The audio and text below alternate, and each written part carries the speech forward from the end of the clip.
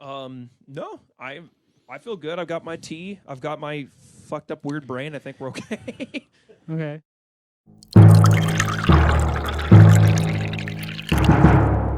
Hidden gem. Hidden gem.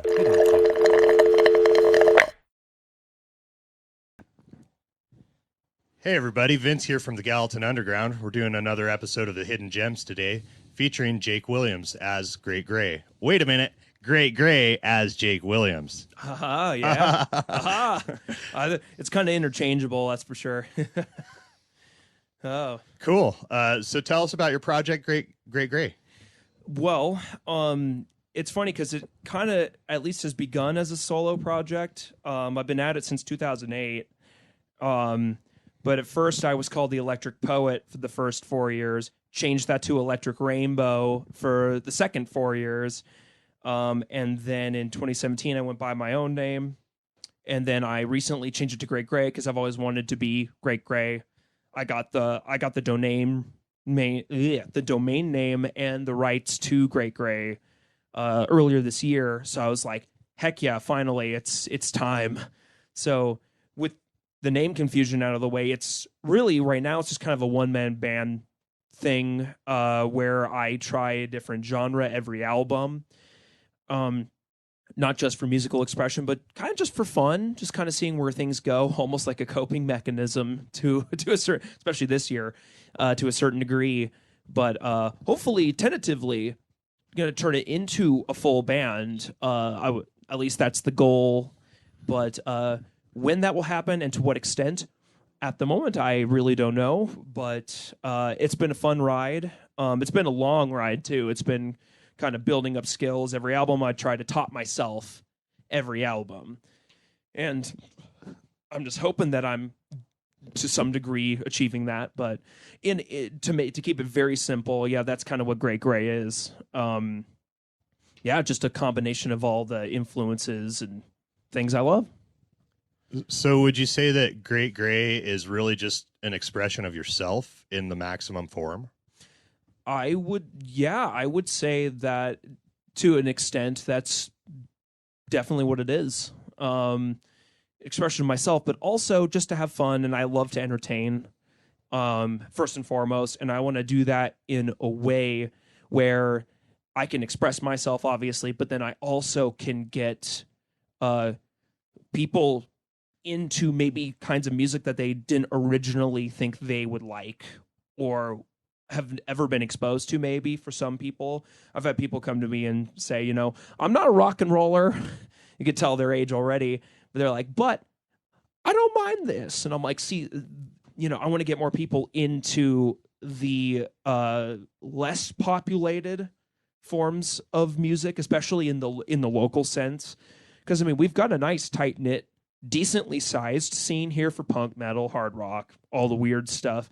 But we could always use a little more, we could always use more people that can get into it and support the local bands. And I just kind of want to help out with that too, in a sense, I guess. Yeah, no, that's super cool. I feel like your music is really easy listening for crossing a lot of genres. It doesn't I won't say it doesn't get crazy or, that you don't do interesting stuff. It's just easy to listen to. Would you agree with that? I would say, that's, if anything, that's kind of the goal. Obviously, I do, and I have had releases in the past it's intentional to challenge the listener, their preconceived notions about certain things. I did release an experimental EP about Rupi Kaur's book, Milk and Honey, titled Milk and Honey, and that was all ambient experimental noise. So just to really get a few people that follow me to really dive into something they're maybe not comfortable with.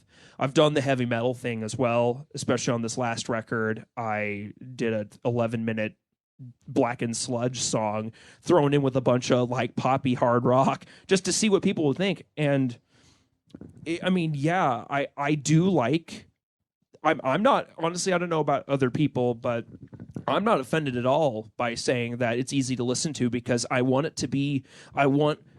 first goal is to entertain. And I want it, especially, I do like to get people to think a little bit. And I also agree with that notion that it's important to have to really think a bit. I like music that challenges me, but at the same time, I also like to make music that's also just fun. You know, like I want to get people to dance. I want to get people to be like, "Oh, this is nice." You know, like you got to have a little bit of both. I think eclecticism, both in listening and creating music, is great. It expands the mind. That's super awesome, Jake. So you're really involved in the music scene here in a lot of ways. You do a show on KGVM called Gems from the Underground. I do. Funny enough, very very similar names. I don't know how we missed that in the interim, but let's hear your story. And just so you know, listeners and watchers alike, no bad blood. This is definitely, it was just kind of a coincidence, a happy little accident, as Bob Ross would put it. But at the same time, you know, I think our goals kind of overlap, where we're trying to give light to the local scene. And there's a lot of stuff that flies under the radar. You know, I'm not against it all. I love the bluegrass stuff. I love the stuff that's more popular around here as well. But there's a lot of hidden gems and gems from the underground that are around here just kicking around. It's a shame because a lot of things that nobody's ever heard of, it's fantastic. Like it's the heart and soul of the Gallatin Valley. And we're both, I guess we're kind of put here on purpose for that reason, to really shed light on the fantastic underground scene that Bozeman, Montana, and really Southwest Montana have, because we don't just cover Bozeman, we cover Belgrade, Livingston. Like your shirt. With the Gallatin Underground, we're realizing more and more that it's very easy to expand across the entire state and even surrounding areas. And I mean, what defines you as local? Exactly. Right. Yeah. You know, Montana. Right. Well, a lot of, like, there's a famous saying where Montana is one big small town. And that's very true. To a degree, yeah. I would agree with that notion. I play stuff with like buddies from I went to high school with Wizard and Spliff Ripper and stuff like that. I feature them a lot in the Montana stuff. I've played Bubba Fett. I've played all sorts of bands from. I try to shoot for every genre. Buckshot Kill It. I've thrown him in there before. I've done. Who else have I done? Fools out of Missoula. I've done Swamp Ritual. Yeah, you definitely cross all of the boxes in your show. It's really cool. I mean, another person that we all just can't wait to get on here is Bob Wall. Yes. How do you like working with Bob? I love it. You know, it's funny. So this might sound bad at first, but trust me, there is a moral to this. When I first met Bob, I was blown away, because you wouldn't expect it. And this is, ladies and gentlemen, why you don't judge a book by its cover, because a long time ago, I was just like, who is this guy? This guy's really interesting, because I've been seeing it at every punk show, most of the metal shows back in the day, because I used to go to like pretty much every show, and I'm like, who is this guy in like suspenders? He's really jovial and nice, but like he doesn't seem like he fits the bill here at all. And that's just it. He loves everything. If you want to talk about an eclectic person, holy cow, Bob Wall is that. And it's been a joy, especially when I heard about an opening for a DJ spot for KGVM, because it's all volunteer powered. On top of course, doing some engineer stuff with them. It's been an absolute pleasure being a fellow DJ on KGVM. And I think it's been since the second week of October of last year. So it's been a little over a year now with them. And it's been fantastic working for Bob. Bob is a great person. I love the man to death. I didn't expect that personality with him at all. And it blew me away. And I'm like, if anything, it's funny because the first time I saw him, I think it was probably like 5 years ago when I started seeing him at shows. And I grew as a person because of that. Because I'm like, to me, that was the straw that broke the camel's back. It was like, you don't judge locals based on what they look like, what they do for a living. Like, you never know how they are. And that's the beauty of the local scene just in general, not just for musicians, but also people who cover musicians, journalism, or in this case, a whole radio show, a whole radio station even. Like, it's just awesome. I really have enjoyed the heck out of it, and I wouldn't change a darn thing of what happened in the past. So that's so awesome, Jake. So another question I had for you. A lot of people call you Jake the Snake.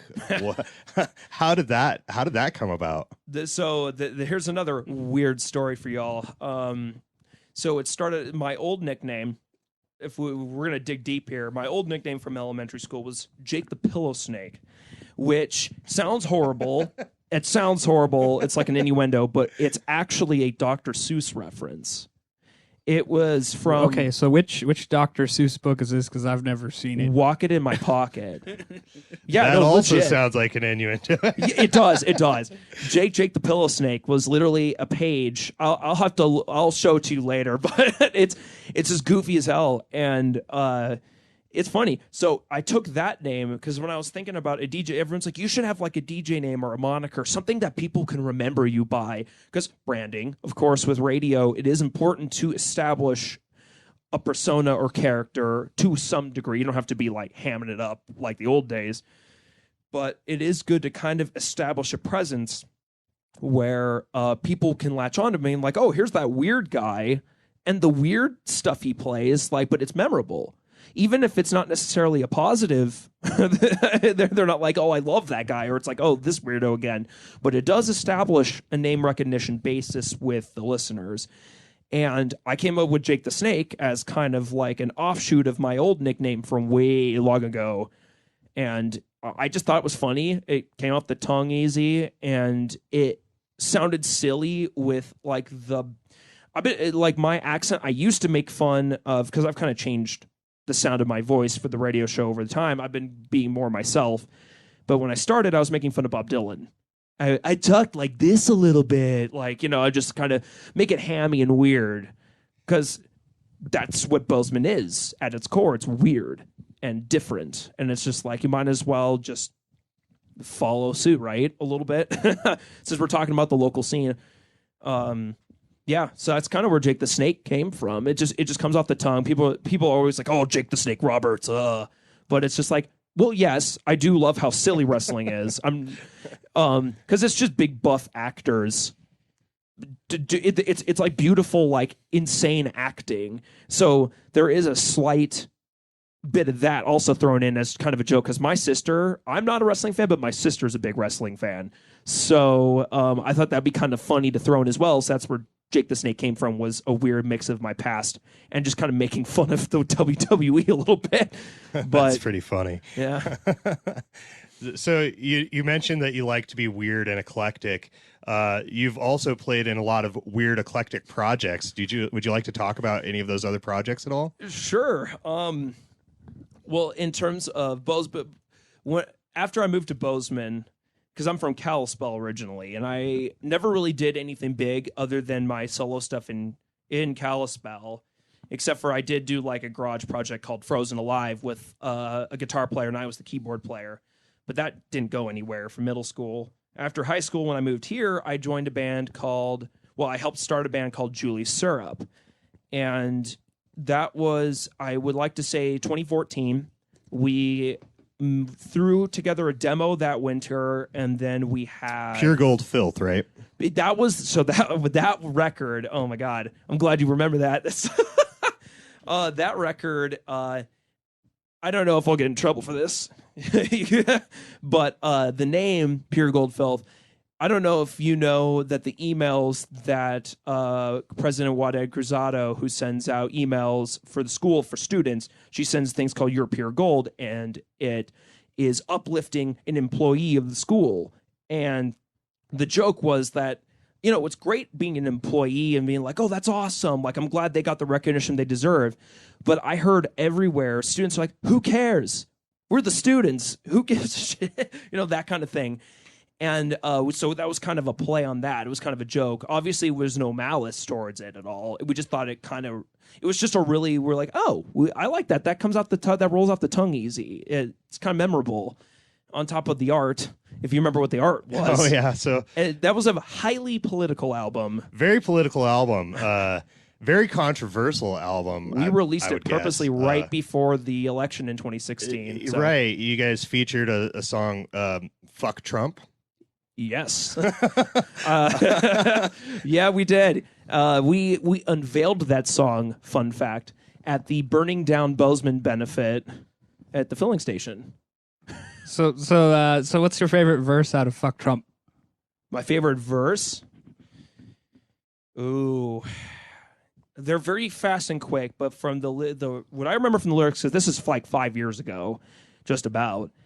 Probably the second verse, because the first verse is obviously like it establishes what we're talking about, but the second verse, it's a little bit more on the nose. But on top of that, we go into a marching section. We go left, left, left, right, left, like a military thing. Not obvious at all. But yeah, it's just a lot of fun. And I remember I helped put together the main riff. Simple, it's 2 chords, 2 power chords, because it's punk, man. Yeah. And then, of course, they're like, go nuts on the solo. I'm like, how nuts do you want me to go on the solo? This is a punk. So they're like, just do whatever. And I'm like, okay. So I just started tapping. And tapping with fuzzed out wah pedal, and it's all you need. Honestly, that was a fun show. It was a fun song. Very simple and basic, but like honestly, that got the crowd going, man. Like I remember Rock that. on. Huh? Oh, rock on. Rock on. Get your rocks off. But yeah, so Julius Syrup, we had a demo, an EP, and an album and a single. And it lasted, at least when I was in the band, it was like 2014. I think I left the band real early 2017. It was like right before I graduated college. I was doing my capstone project. I was starting to work on a ton of stuff on my own. So that was kind of a nightmare already. So I kind of had to leave due to just the sheer amount of stuff I had to do. And then I was replaced by a good friend of mine, Josh McIntyre, for a little bit before they dissipated. It wasn't shortly after that the band did part ways, right? They did part, I think it was that summer. I think it was 4 months later. I want to say, like, I don't know for sure, because after that I kind of my mind was just blank. But yeah, so pretty much like Julie Syrup, though, I was in Julie Syrup for quite a while. And then I did a side project with our keyboardist and saxophone player, Jamie Hensley, and Luke Sheeler, who was our drummer at the time. And we called ourselves Stone Geisha, and we released just it's an album technically, but it's all demos. It wasn't anything official, but it is on Bandcamp somewhere. But it was just a weird project that we threw together right before we parted ways, because then Jamie and I moved to California and all that jazz later that fall. But So and then tell us more about how California went. okay.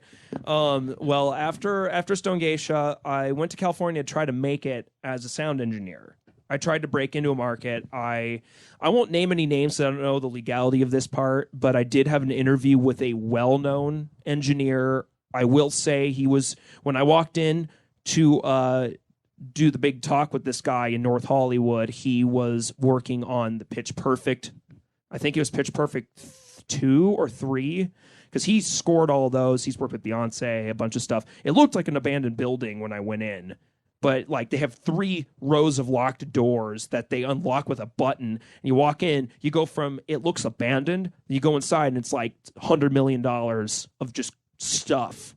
They had a full service like alcoholic bar, coffee bar, red velvet couches. Like what the heck?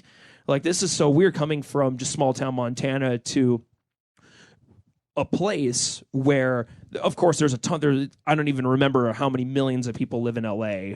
Because I lived in San Diego, but I commuted up to L.A. Via Amtrak, the Pacific Surfliner train, to do things. That's a fun ride. What's that, like 3 hours? Just under, I think. It was like to get to Fullerton, because I had to go to Fullerton, then I'd have to hop off and take the Amtrak bus. And it took like 2 hours and 40 minutes just to get to the station, I think, which honestly isn't that terrible. It's a little quicker than the flippin' freeway, because that freeway will get backed up, man. I didn't have a car. All I had was a bike. So I'm like, you know what? I'll just take the train. I never got to take trains really in Montana. So that was a first as well.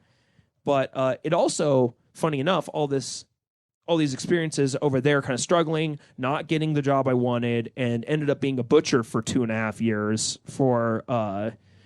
I worked at Ralph's as a butcher. I became a butcher's assistant. And so I essentially lived near the beach and just cut meat for a living, which that definitely brings your perspective to a different location, especially since I lived in a guy's garage with no money on a cot, covered in cockroaches. I remember waking up every night, like flicking those big things off me. Life of a musician, right? Jesus, right? No kidding. But it was great too. I loved it. Everyone's like, that sounds horrible. I'm like, really? Honestly, I think it was quite pivotal for my mental and creative development.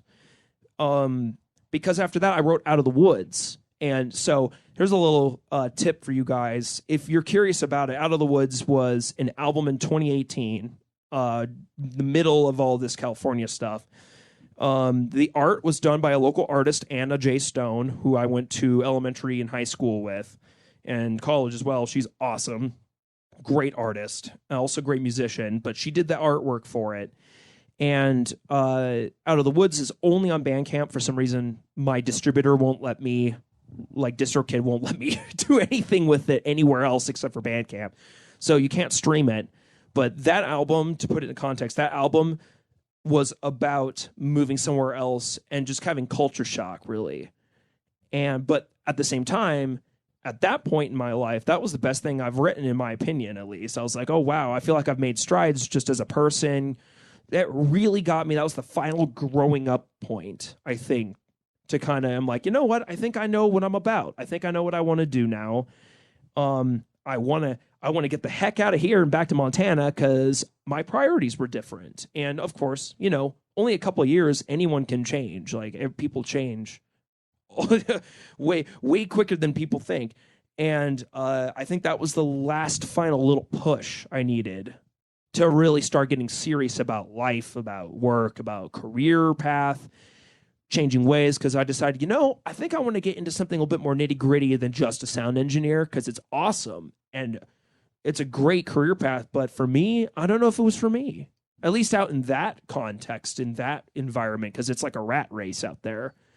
God. Well, I guess the California thing is, you're a really, really small fish in a really large pond, and there's a piece of cheese and a million rats fighting for it. Yeah, exactly. A little bit. You come out to Montana, and there's not so many rats. There's also way less opportunity. Of course, that's the big argument. Well, there's a lot less money. A lot less cheese. A lot less cheese. Absolutely. Cheese. But at the same time, that forces one to get craftier and maybe innovate a little more.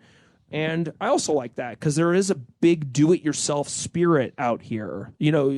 Speaking of the local scene, harkening back to what we were just talking about, there are people making big strides, like Mario Minor Jr., for example. People who are really just like fighting at a pat, yourself included. Just get a part-time job at a dairy, Right? Yeah, there you go. We'll work at Marigold. Yeah. So, Jake, you... it seems like you really have a strong fantasy fiction play into your music as the Great Gray. Is that like what kind of drives the Great Gray? That's a great question. I'm actually kind of happy that you asked that, because this clears the air a little bit for some folks. Because people have asked me, like, what's the name mean? Just basically, like, why'd you choose that name? And I'll tell you. So the most basic answer is Great Gray is a species of owl. My favorite animal is owl. Like, that's a no-brainer. But to get a little deeper, Great Gray also, because I struggled with depression a lot back in the day. See, especially seasonal. I'm good now, just so y'all know. But back in the day, especially during my college years, it was hard. And I always joked that I was like I'm like a great grandpa. I'm an old grandpa in a 22-year-old's body. And, nothing was good. I was just hating on myself and everything. So it's a little bit of an introspective thing as well with Great Gray, because it's like the current symbol I'm using for all of streaming Bandcamp. It's a picture of Cuchulainn, who was a Welsh hero. And it's like the old man figure.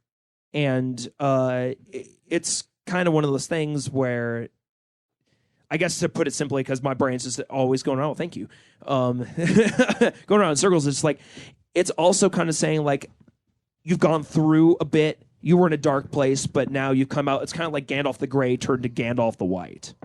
you kind of come out of some sort of negative experience and you feel a little bit more clarity as well. So of course there is, and that goes back to the fantasy thing. I am a big fan of fantasy, and there is a tad bit of fantasy in my music, but I'm not like a fantasy driven artist, but I do love, because of those old school proto metal bands like Wishbone Ash is one of my big ones. Budgie, Black Sabbath, Cream, Badfinger, all those like old school bands that really influenced me. Thin Lizzy, they all have this fantastical element to them that to me adds a spice already onto the very real lives these people lived. And especially when they were all getting their start, before all the fame, all the money, all the famous stories and all that, they were just dudes taking the blues and doing something that's totally them. And then adding that fantastical element, because they were all, which was very surprising in the early days, they were all very well-read people. And they read a lot of not just fantasy, but poetry, autobiographies, you name it, historical texts. And probably goes a lot to your comment earlier about not judging a book by its cover, right? it's true. Yeah. Totally. What is the face of music? I mean, does music have a face? I don't think so. I don't think it should. I agree. I think that music shouldn't necessarily just be categorized as one thing, one look, one like, oh, this is how you do it. No, it's like the greatest gray area ever. Not to ham that up, although there is a cheesy element to everything I do, and to a lot of artists that I love and follow, there, obviously we're performance artists. There's like an acting thing. Like there's never one way to do it. There's a plethora of ways to do what you want to do. Like, and it's, of course it's self-expression, but it's way more of a gray area than that. And that's the beauty of music. It's so subjective and it's so vast nowadays too.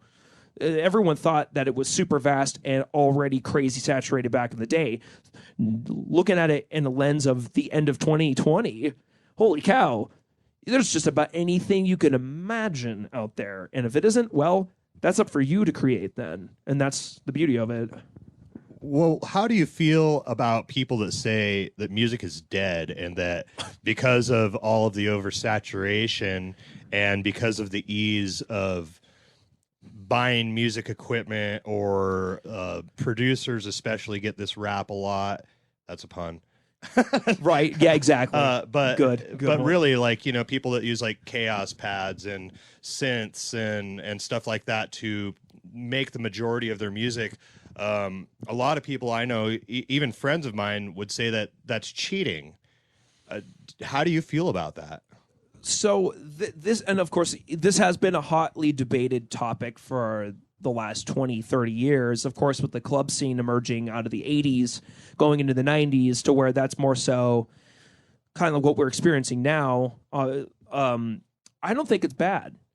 Like that's probably weird coming from a guy who most people would think is more so like an old school guitar player, but I play like 8 different instruments. I also too do a lot of synth stuff, and I think it's fantastic because it gives people who wouldn't usually have an outlet to express themselves creatively, that gives them like their own unique outlet into it. I mean, of course, you're going to have these gatekeepers, regardless of You're genre. not a real musician. Yeah, exactly. You're not a real fan. You're not a real, and electronic, you'd be surprised, although you probably know this better than most people, electronic music is like more subgenres than metal.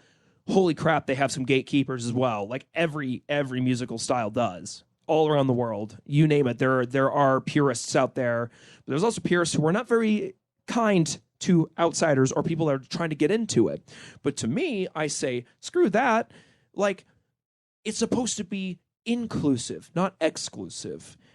And that goes for really life in general. You want to be able to welcome people into the world of art.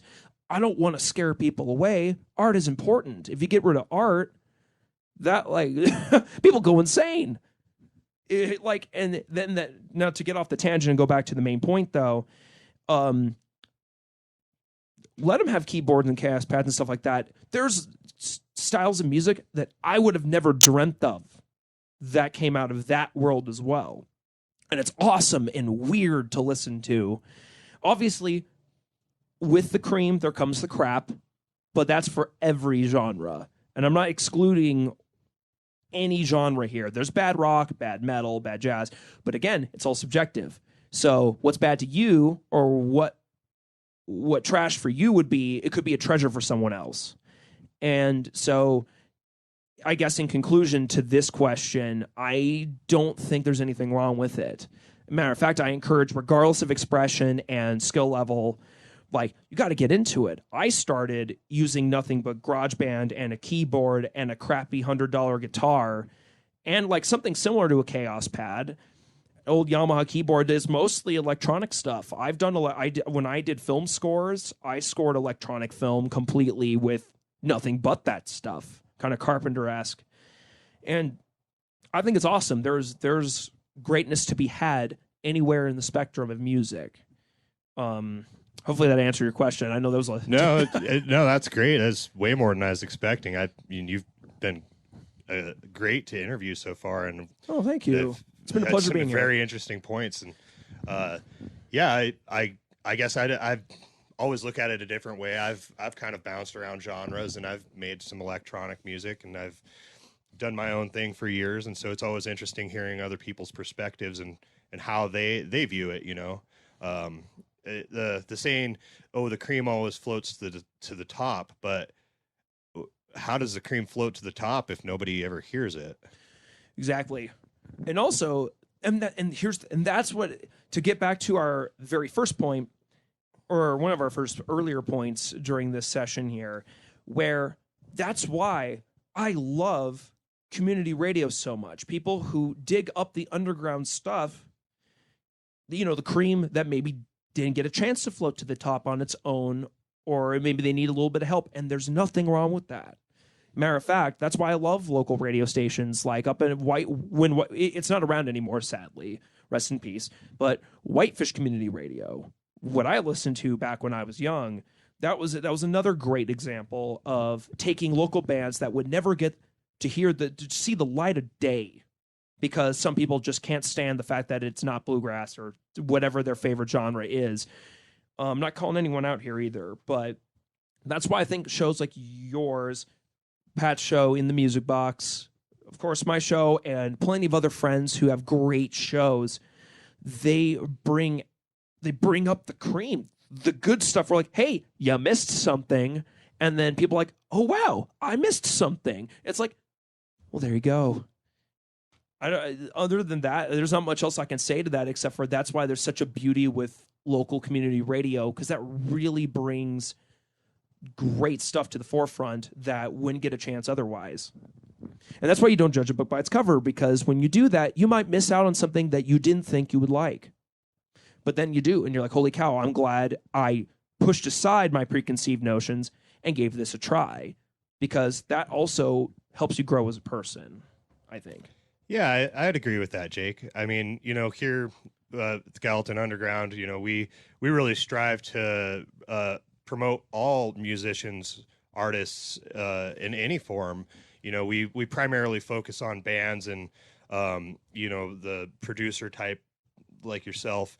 But we really would like to get into a lot more of like the comedians and artists and really shed the spotlight on them, because I feel like we're in a melting pot of creativity here in this valley, and nobody sees it. And these artists and musicians just really don't have a spotlight. So how hard is it for somebody to just shine the light on them? Yeah, that's the thing. Comedians and visual artists, I think, have the least amount of spotlight out of anyone here in the local scene.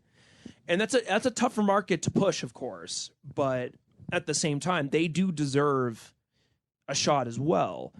I think it's important because there's some great comedians around here. You wouldn't think that. Oh yeah, but there's it's lots like, of great comedians. we have a around here. fun little comedy scene. Obviously, with the pandemic roaring through our valley right now, it can be really tough to hold any sort of public gathering. And so that's not just hurting musicians, that's also hurting the comedians and the visual artists who depend on people to come and witness in person. Because, of course, there is a great deal of exposure through online means, but you can't beat the in-person experience of seeing a great comic, laughing your butt off, having a nice cold one wherever in the area. Same with visual artists, like great examples, Tinworks, that recently went through this last fall. That was a cool experience, and it's like, even with a mask on, you got to see that person, man. Like, and it's tough with all the new restrictions and things like that right now with all the health risks. So that's why I think in the near future, when things start to kind of cool off a bit, I feel like more people out there should give them a chance as well, because that's another great section of the art world. Of course, you've got music and theater, but then, yeah, comedy and visual art is just as fantastic. Like, I would say that most musicians have some sort of influence in those realms of the art world as well. Well, I mean, musicians rely on artists. I mean, you have album art. Exactly. You need a logo. You need that's like, hey guys, I've got this great idea, but I can't draw. They're like, Well, right. but they help you out. They help you out, Totally. And it's excellent. You guys like Ian Jarvie just cranking out stuff. It's crazy. My homie Ian Jarvie. He's one of the many fantastic visual artists, including the young lady Anna Stone that I mentioned earlier is another one. Katie Meyer. There's a bunch of people out there who music gives you a window into someone's brain. The visual art gives you a window into their soul. And that's deep, Jake. There's no better opportunity to show someone what is just knocking around in that cranium than that. And maybe, like for me at least, with my album covers, obviously it's a mishmash of local artists, and then of course there's the royalty-free stuff in the early days that I would have to edit. I'd get the rights for and edit. I did that a lot too, being a self-produced guy.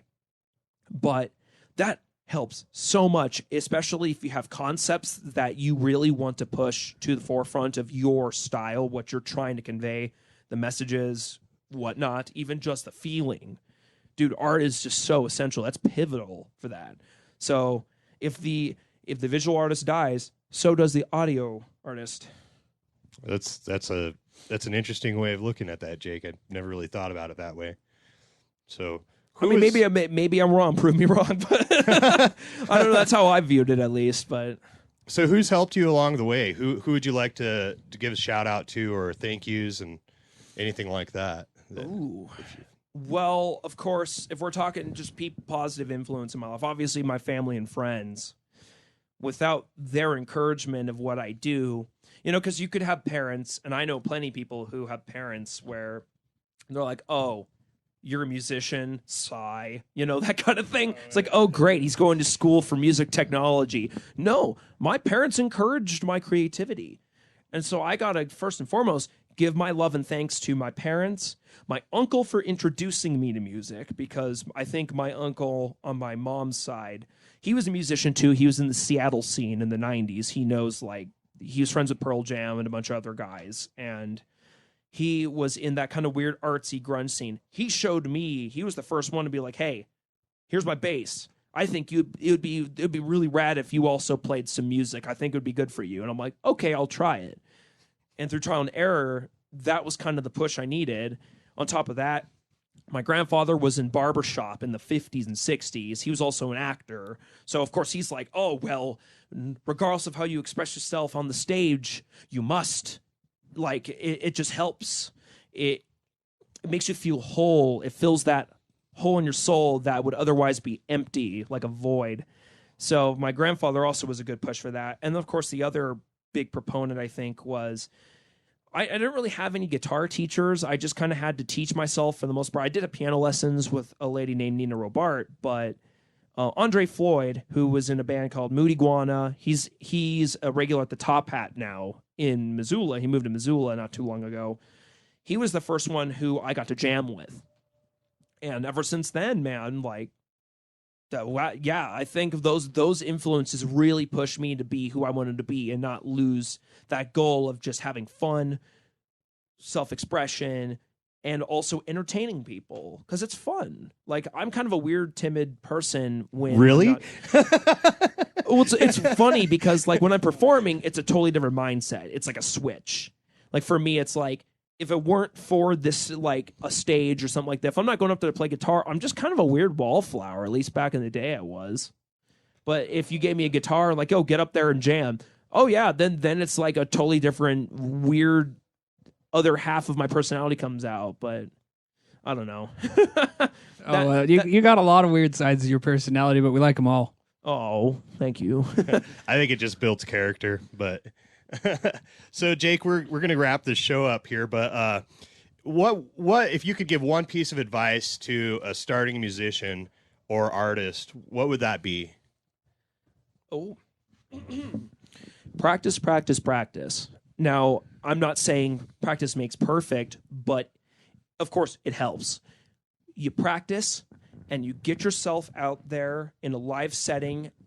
You don't have to do it like Germs style where they never played before. They bought instruments and they walked on stage later that night. You don't have to take it that extreme. You can, because Pat Smear definitely would tell you that that's how he did it. That's how he jump-started his learning and creative process. But what I would say is start early and get yourself out there, get that feedback. It's not going to be fun. It's not going to be easy at first, and it's going to be a lot of struggle, you know? Like, when I played, the first couple times I ever played live, like the first time I got booed, which to me, it sucked at first, you know, like, oh, maybe I shouldn't do this. No, you take that and then you work towards blowing their mind. And on top of that, of course, it's you're not trying to necessarily trying to prove anything to anybody. You're trying to prove to yourself that you got the willpower to work on, of course, because in the early days it was a little rough. It was a little rough getting started, but you just got to keep at it. If this is what you want to do, if you have a goal, don't ever let anyone get you to stray away from that goal. You just got to keep fighting, innovate, figure out ways that work, ways you wouldn't have thought that have worked before, whether it be with your actual playing style, technique. Just you got to practice and you got to get yourself out there and work and jam with as many people as possible, because that also helps you develop as a young starting artist. Or if you're not young, if you're an older guy and you're like, you know what, I'm 50 years old. I've never been in a band, but gosh darn it, I've been through a lot. I've been through the ringer. I want to try it now. Regardless of your age, get yourself out there. Even if people say you suck, don't use that as a discouragement. You know, like, keep fighting for that goal and you will get there. It just takes perseverance and drive, and also a love for yourself and what you do. Those are really, really encouraging words, Jake.